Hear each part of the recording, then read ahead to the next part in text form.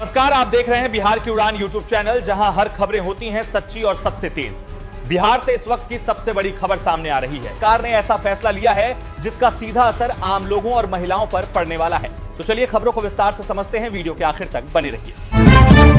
बिहार के खगड़िया में नवविवाहिता दंपति के एक साथ कोसी नदी के पुल से छलांग लगाने का मामला सामने आया है। दंपति की 8 महीने पहले ही शादी हुई थी और वह घरेलू कलह से परेशान था। पुलिस और एसडीआरएफ टीम दंपति की बरामदगी के लिए कोसी नदी में रेस्क्यू ऑपरेशन चला रही है। भारतीय एआई स्टार्टअप सर्वम ने अपना नया AI chatbot app Indus launch किया है, जो चैटजीपीटी और जेमिनी को टक्कर देने के लिए तैयार माना जा रहा है। ऐप में मल्टीलिंगुअल चैट, वॉइस कमांड और डॉक्यूमेंट एनालिसिस जैसे फीचर्स है। यूजर फाइल अपलोड कर एआई से जवाब ले सकते हैं। फिलहाल ऐप प्ले स्टोर और एप्पल ऐप स्टोर पर उपलब्ध है। टेलीग्राफ की रिपोर्ट के मुताबिक यूके की लीग द 100 के ऑक्शन में उन फ्रेंचाइजी के मालिक पाकिस्तानी खिलाड़ियों के लिए बोली नहीं लगाएंगे जो किसी आईपीएल टीम के मालिक भी है। रिपोर्ट के अनुसार इसमें Manchester super giants, MI London, southern brave और सनराइजर्स लीड्स शामिल है। ऑक्शन की तारीख 11 और 12 मार्च तय की गई है। पश्चिम बंगाल में मतदाता सूची के गहन पुनरीक्षण SIR को लेकर सुप्रीम कोर्ट में आज सुनवाई हुई। कोर्ट ने सख्त रुख अपनाते हुए कलकत्ता हाई कोर्ट के चीफ जस्टिस को कई अहम निर्देश दिए। कोर्ट ने कहा कि SIR के काम में लगाए गए CJM को हटाकर पुराने जजों को तलाशें, न्यायिक अधिकारियों को राहत दे और पश्चिम बंगाल में SIR के काम में सहायता के लिए पूर्व न्यायाधीशों को नियुक्त करने की दिशा में काम करे। रिपोर्ट्स के मुताबिक हिमाचल प्रदेश ने बाहरी राज्यों के वाहन चालकों के लिए एंट्री टैक्स बढ़ाया है और नई दरें 1 अप्रैल से लागू होंगी। भारी वाहनों से पहले 720 रुपए टैक्स लिया जाता था, जो अब 900 रुपए होगा और छोटे वाहनों से 170 रुपए लिया जाएगा। मिनी बसों के लिए 320 रुपए और निर्माण मशीनरी जैसे वाहनों से 800 रुपए टैक्स वसूला जाएगा। National air and space museum के वैज्ञानिकों ने चांद की सतह पर 1114 नई दरारों की खोज की है और चांद पर मिली कुल दरारों की संख्या 2634 हो गई है। रिपोर्ट्स के अनुसार चांद का अंदरूनी हिस्सा ठंडा हो रहा है, जिसके चलते उसकी ऊपरी सतह सिकुड़ रही है। इसी खिंचावत भाव के चलते उसकी सतह पर दरारें बन रही है। पाक टीम के स्टार बल्लेबाज शादाब खान के बयान पर पूर्व ऑलराउंडर शाहिद अफरीदी ने उनको नसीहत दी है। शाहिद अफरीदी ने कहा, बेटा मजबूत टीमों के खिलाफ परफॉर्म करो, हम खुद खामोश हो जाएंगे। पाकिस्तान के नेशनल टीवी पर अफरीदी ने कहा कि शादाब ने बिल्कुल ठीक कहा, हम नहीं जीते, वो जीते। उन्हें इज्जत मिली पर वो इज्जत संभाल नहीं पाए। जब परफॉर्मेंस नहीं हो रही थी, टीम से बाहर हो रहे थे, तो हमने कहा था शादाब बैकबोन है।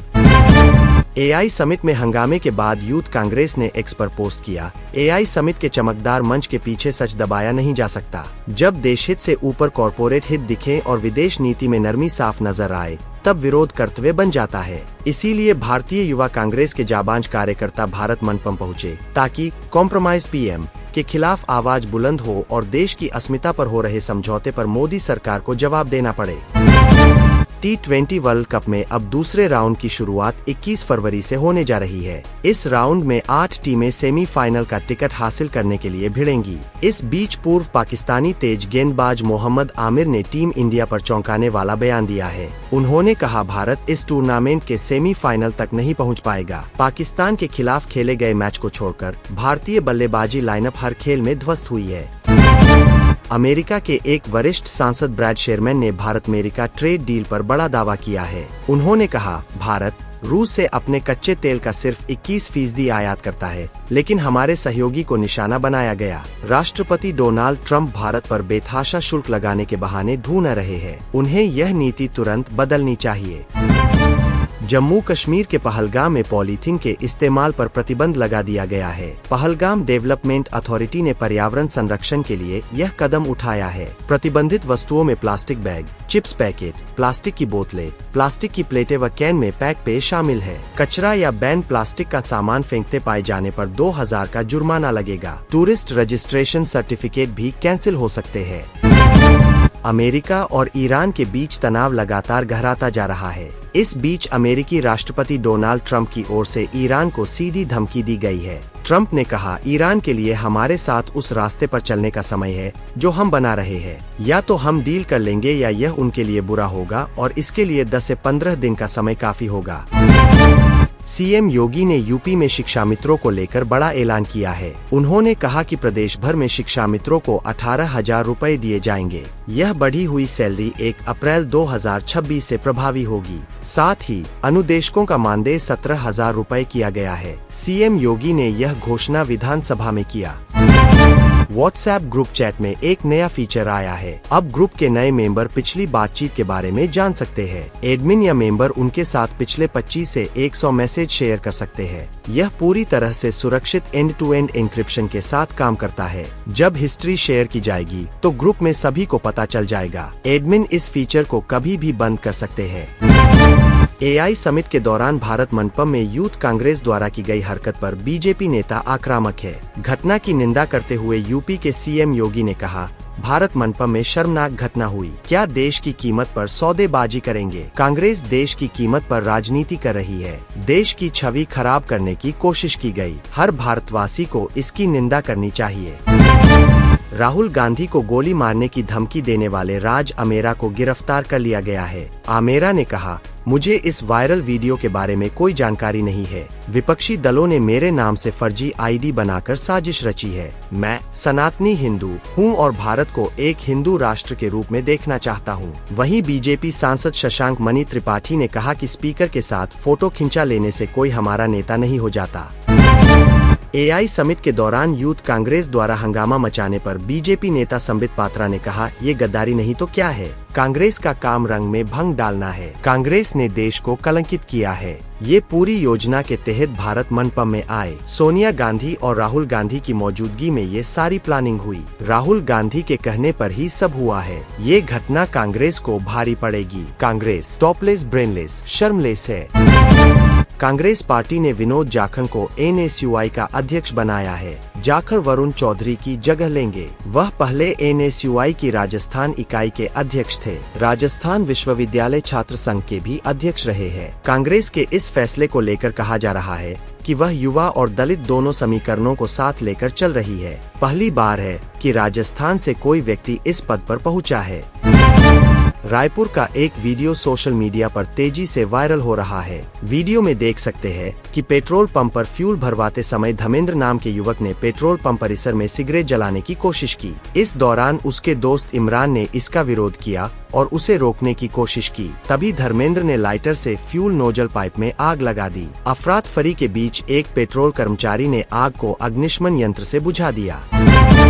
भारत अमेरिकी नेतृत्व वाले PAX सिलिका गठबंधन में शामिल हो गया है। PAX मतलब शांति और स्थिरता, जबकि सिलिका का मतलब सिलिकॉन, जो कंप्यूटर चिप्स के लिए जरूरी रॉ मटेरियल है।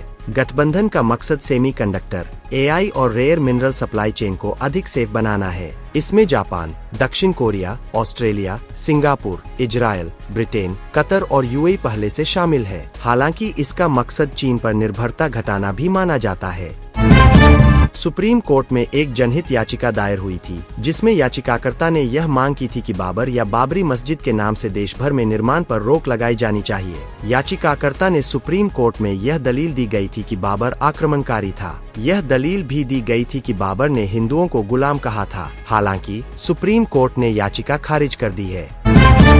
राहुल गांधी गृह मंत्री अमित शाह पर कथित आपत्तिजनक टिप्पणी के मामले में बयान दर्ज करवाने यूपी के सुल्तानपुर के MP MLA कोर्ट पहुंचे थे। पेशी के बाद राहुल गांधी ने कहा, मुझ लगे सभी आरोप राजनीतिक है। बता दें कि कर्नाटक में एक प्रेस कॉन्फ्रेंस के दौरान राहुल गांधी की ओर से अमित शाह पर की गई टिप्पणी पर जिला सहकारी बैंक के पूर्व अध्यक्ष और बीजेपी नेता विजय मिश्र ने उनके खिलाफ मानहानि का परिवाद दायर किया था। यूपी के सीएम योगी के जापान दौरे पर अखिलेश यादव ने लिखा, जापान जा रहे हैं तो क्योटो भी जाइएगा, ताकि पता चल सके कि प्रधान संसदीय क्षेत्र काशी क्योटो क्यों नहीं बना। जापान से विरासतों को बचाने और शहरों को आगे बढ़ाने का सकारात्मक सबक लेते आइएगा। वैसे अब चलाचली की बेला में अपने अंतिम वर्ष में कौन सा तो ये जापान का अध्ययन कर लेंगे और क्या ही योजना बना पाएंगे। ये मुख्यमंत्री का मनसुख पर्यटन है। कांग्रेस के वरिष्ठ नेता और सांसद शशि थरूर ने एक बार फिर अपनी पार्टी की लाइन से अलग रुख अपनाते हुए भारत AI इम्पैक्ट समिट 2026 की जमकर तारीफ की है। उन्होंने कहा कि इस आयोजन की छोटी मोटी कमियों को नजरअंदाज कर देना चाहिए। थरूर ने समिट को ग्लोबल सक्सेस करार दिया। यह बयान कांग्रेस के लिए एक बड़ा झटका माना जा रहा है, क्योंकि कुछ दिनों पहले ही थरूर ने राहुल गांधी से मुलाकात कर अपनी स्थिति स्पष्ट की थी।